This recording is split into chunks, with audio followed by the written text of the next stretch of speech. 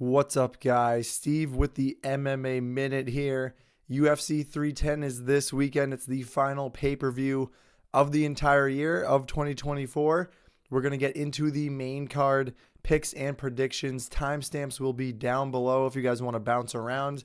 I apologize. I have a little bit of a cold, losing my voice, but we're going to get through the 5 fights on this main card.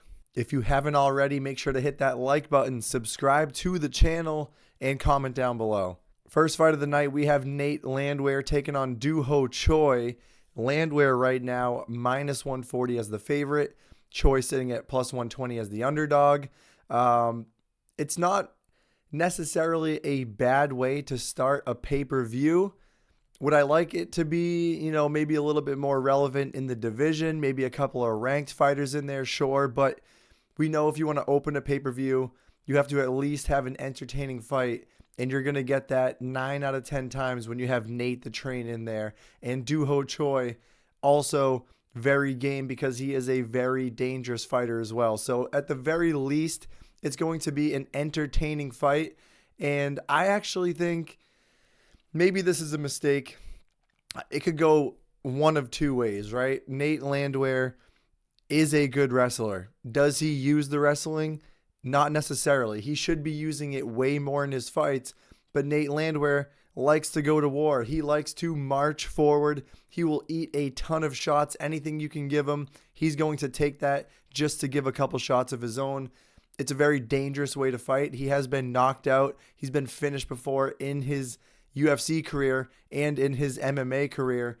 So it's a little bit dangerous because if Nate Landwehr goes in there and he decides to wrestle, if he fought a smart game plan, I think he could look minus 250 here. But because of those reasons where he likes to engage in a war and he's not going to shoot for as many takedowns as you want, or at least he can't be trusted to do that, I kind of like Dooho Choi here as an underdog. He seems to be improving in his last few fights. Yes, if you go back and look at his last 5, it shows 3 losses, 1 draw, 1 win. But that draw to Kyle Nelson, he should have won. There was just a couple of points deducted that led to a draw, but that should be a win. He should be riding a 2-fight win streak, and most recently coming off a round 2 TKO win over Bill Algeo, where not only did he flash the striking, but he also had 3 submission attempts.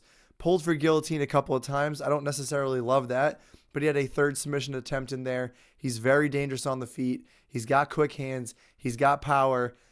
I think as a dog shot, he's worth a stab here. So I'm going to take Dooho Choi to win this fight, but he's got to get it done early because Nate the Train is an absolute psycho. He gets better as the fight goes on. He's got that dog in him.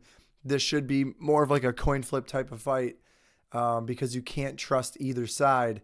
But I'm going to go with Dooho Choi, the underdog, to find a round 2 knockout. Next fight on the card, we have Bryce Mitchell returning after a vicious knockout loss to Josh Emmett. He's returning, taking on Kron Gracie. Mitchell is a massive favorite right now, and I don't really have a problem with that. Kron Gracie, to put it lightly and to still have respect for the Gracie name, is not a great fighter. He's not a UFC level talent, at least not in the mid to upper tier. And he's getting Bryce Mitchell, who at featherweight deserves to be in the top 15. I believe he's still in the top 15. He has a 16-3 professional record. We've seen him go in there with some of the division's best. He is a very, very aggressive Khabib Nurmagomedov-esque wrestler. He is going to go in there and shoot a million takedowns. He may only get 5 or 6 of them, but he's going to shoot 20 or 30 times. And when he gets you down to the ground, the control time is there. Offensive grappling, defensive grappling is there. That's going to be a problem for Kron Gracie, who is literally submission or bust. He has 5 professional wins in MMA. All 5 of them are by way of submission. And we just saw in his last fight against Charles Jourdain, it was borderline embarrassing because he was not able to get the takedowns, and Charles Jourdain just had his way on the feet. Gracie will just drop to his back. He is a butt scooter. He's a BJJ nerd. He's a specialist. The only cause for concern here is that Bryce Mitchell likely is going to wrestle. That's what he does in every single fight. So there may be opportunities for Kron Gracie to lock up a submission. But like I said, Bryce Mitchell is very sound when it comes to grappling. So I expect him to get as many takedowns as he wants. I expect him to get as much control time as he wants. I don't think the submission is going to be there. And if he does want it to stay on the feet, I think Mitchell is the better striker of the two. So this massive price tag actually makes sense. I think it's Bryce Mitchell by pretty much domination. And I'm going to say he gets it done by decision. Next fight, we have Ciryl Gane taking on Alexander Volkov. And if you didn't know, this is actually a rematch from a fight that took place just only 3 years ago. That's how top heavy and thin this heavyweight division is. I mean, there are a handful of actual contenders like Ciryl Gane, who challenged Francis Ngannou for the belt, who challenged John Jones for the belt. He needs some sort of opponent that he hasn't faced in a little while, I guess, so they just throw him Alexander Volkov. Volkov has pretty much fought everybody who's everybody. I don't think he's ever actually gotten a title shot in his UFC career. I can actually double check that right now. I don't think he has. He's been around for so long. He's been in the top 10 for so long. Yeah, he's actually never challenged for the belt in the UFC, in the heavyweight division. So that's pretty interesting. But either way, this is a rematch from only 3 years ago. It was a 5-round fight. Ciryl Gane absolutely dominated 50-45, 50-45, and then there was one 49-46. But since then, just 3 years ago, literally nothing has changed. Is Alexander Volkov going to go in there and wrestle all of a sudden? No, he's not. Did he develop unbelievable power? No, he did not. Ciryl Gane is going to be faster. He has better footwork. He has better movement. He's going to have probably bigger power in his shots. Like, Ciryl Gane is probably, hard to say, but he might be the best striker in the heavyweight division right now. And when it's striker versus striker, you have to lean in his favor, especially when he's already fought Volkov and dominated that fight. Like, literally nothing has changed, and Ciryl Gane should just be able to cruise to a decision here. I don't see any different outcome except for the fact that this is only 3 rounds. This is only 3 rounds. Ciryl Gane is built for 5 rounds. Volkov, I don't really think, has the best cardio, so if anything, maybe that favors him. He doesn't have to worry about 5 rounds. Maybe he can just give it his absolute all in the first 2 rounds and secure a victory. But I don't see that happening. I think this is Ciryl Gane all day. A future title shot is probably going to happen again for him at some point. But I got to go with Ciryl Gane here. He's the minus 340 favorite. I think it makes sense. Take him to win by decision. Maybe chop that down to like minus 150 or better. That's probably the way to play it, but give me Ciryl Gane to win by decision. Co-main event, Shavkat Rakhmonov taking on Machado Garry. Somewhat short notice. Machado Garry was supposed to fight on the 14th against Joaquin Buckley, main eventing UFC Tampa. They take him from that card, move him over here because Belal Muhammad, the current champion, had a nasty toe injury, a foot infection, whatever it was. He had to pull out of the fight. They needed a replacement. This is an awesome co-main event. I've kind of already talked about this fight. I already kind of broke it down a little bit in a previous video. But Machado Garry, 27 years old, right now sitting as the plus 290 underdog, minus 390 for Shavkat. I think those odds are too wide. And I think people are going to continue to back Shavkat just because 18-0, hype for days. They're going to see the OV at the end of the name. They're just going to continuously bet this guy, and that's totally fine. I understand why. He's an absolute killer in there. But Machado Garry deserves more credit. He is extremely well-rounded. He has a ton of fights in the UFC, and he's been fighting at a very high level, getting a step up in competition each step of the way, and he's been winning those fights. He has been answering those calls. Daniel Rodriguez, round 1, head kick knockout. Against Neil Magny, just decimates the legs. Probably could have finished that fight at any given point, but he didn't. Jeff Neal, it was a closer fight. It was a split decision, but still, that's a solid name to have on your resume. And then Michael Venom Page, very close, controversial decision, but I thought and Machado Garry did enough to win that fight by mixing in the grappling. And that just speaks to his fight IQ. That speaks to his well-rounded skill set. He is very talented on the feet, quick hands, good combinations, cardio for days, sets a good pace, but he can also mix in the wrestling if he wants to as well. But his downside is that he is almost too smart. He is too cautious. He is so cautious that it's probably to a fault. You want to see him pull away more in some of these victories. He should have gotten the finish over Neil Magny.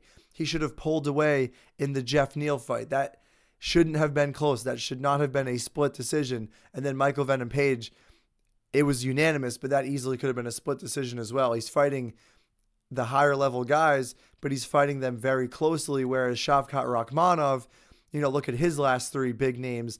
Neil Magny dominates and gets the submission in round 2. Jeff Neal pulls off the submission in round 3, but he almost doubled him up on strikes on the feet. I think he was making a point to show people that he is a very good striker and that he is very dangerous. And then Stephen Wonderboy Thompson struggled a little bit, but then found a round 2 submission as well. So he is finishing fights. He is looking for those bigger moments. So I do think the odds are too wide. I think Garry has the skill set to win this fight. It's just the fact that I think he's too cautious. I think his fight IQ is almost too high. He wants to go in there and win a decision, whereas Shavkat's going to go in there, balls to the wall, looking to finish the fight. He's going to have the bigger moments. Do we know if Shavkat has a strong 5-round cardio? I don't think we do. I think Machado Garry probably has a cardio advantage, and that's another reason to look at Machado Garry here, maybe looking at like a plus 5.5 spread. I don't think either guy is going to get finished. I love that over 2.5 line. I'm going to lean with Shavkat to win by decision. I just think it's going to play out a lot closer than the odds suggest. So give me Shavkat to win by decision. And then in the main event, Alexandre Pantoja, the current champion, one of the greatest flyweights of all time, defending again here against Kai Asakura, who's coming over from Ryzen and getting an immediate title shot. That is a very rare occurrence, but 125, Pantoja has ripped through a bunch of the competition, so they're bringing in new blood. Kai Asakura is a very dangerous striker. He is 21-4, 13 of those wins by way of knockout or TKO. He has mixed in 3 submissions as well. Never been submitted in his career, but he has been knocked out or TKO'd 3 times. He is very dangerous on the feet, but it is pretty clear that someone with a high level of grappling and wrestling is going to be able to defeat him. I did go back. I watched some of Asakura's highlights. I watched the fight with Hiromasa in 2021. I think that was a rematch. And Hiromasa was able to mix in a ton of takedowns, set a good pace, was pretty relentless, and he was able to win that fight by unanimous decision. And it's no offense to fighters over in Ryzen, but Alexander Pantoja might just be the best wrestler and grappler at 125. And you also have to factor in that Asakura is coming down to 125. 31 years old. Pretty big dude, 5'8", 69-inch reach. Is he going to be able to make 125 okay? And how is that going to affect him in a 5-round fight against Pantoja, who has just gone 5 rounds in his last, 3 or 4 fights? He sets an insane pace, Pantoja does. Just looking at his last 3 against Moreno, 6 takedowns, over 8 minutes of control time. 8 takedowns against Brandon Royval, a ton of control time. I think it was 15 minutes of control time in that fight. 9 takedowns against Erceg, over 8 minutes of control. This guy is just operating at a different level. He's also mixing in the striking, the numbers, the volume.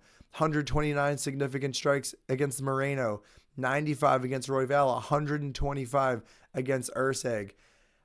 I think Asakura is a great addition to 125, again, if he can make that weight. And he's definitely going to have some big moments on the feet, but Pantoja is just a different level when it comes to the wrestling and the grappling. And if he's able to do it against the division's best, Moreno, Royval, Erceg, I think he's going to be able to do it against Asakura, who has not been facing the best competition over in Ryzen. because I think the 125 talent really is in the UFC. So I think there might be some big moments. He might be able to maybe wobble and hurt Pantoja, but Pantoja has a granite chin and he can go a hard 5. So I got to go with Pantoja and still by decision. That's the video for today, guys. Let me know what you guys think down below in the comments. Like the video, subscribe to the channel, and we'll see you next time.